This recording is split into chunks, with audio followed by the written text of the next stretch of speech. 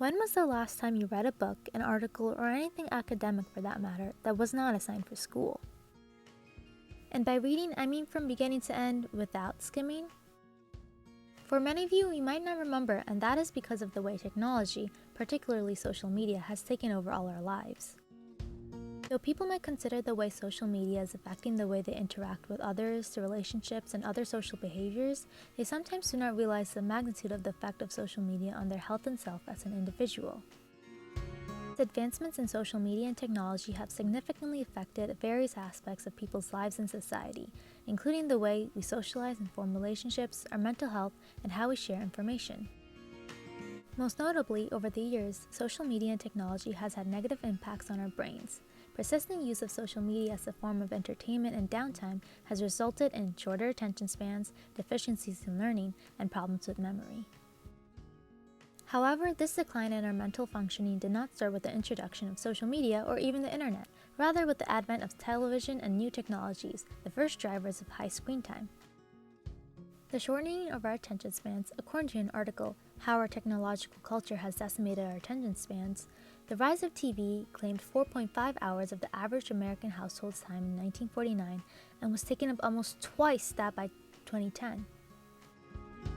Funnily enough, this article was published as a 5-minuter, a type of article that caters to the considerable damage done to their readers' attention span by our technological culture, by keeping their content short and fast to read. Evidently, the way television has and continued to consume an excessively large portion of people's time signals how technology, throughout the past 2 decades, has come to hold great importance in our lives.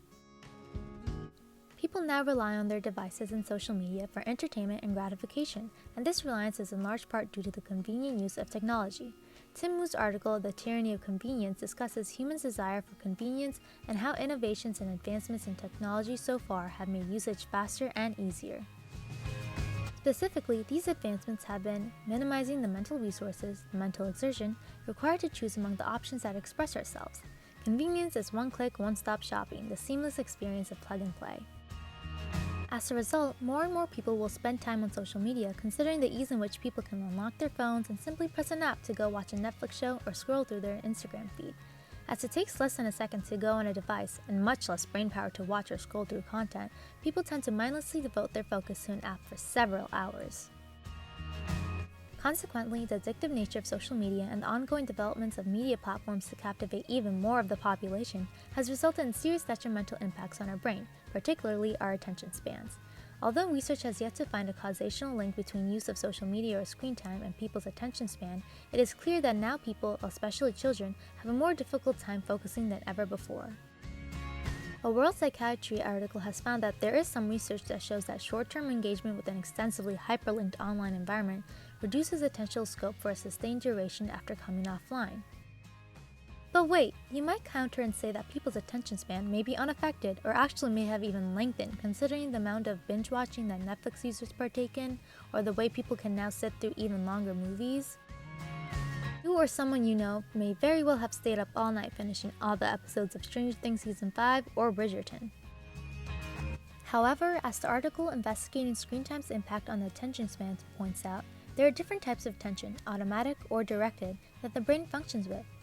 Automatic attention is in use when people are watching videos or TV shows or looking through their friends' posts as they interact with, quote, something that's easily engaging, while direct attention is, quote, associated with the task-positive network which we utilize when we're concentrating on tedious and sometimes boring tasks. Michael Manos, who works at the Cleveland Clinic, describes that when we become accustomed to such rapid and frequent stimulation, it can be hard to focus when things in the real world aren't as mesmerizing.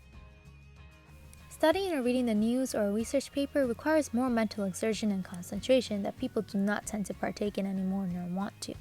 This behavior in the population has, as the Forbes article points out, helped to spread a misinformation that humans have evolved to have an attention span of 8 seconds, shorter than that of a goldfish.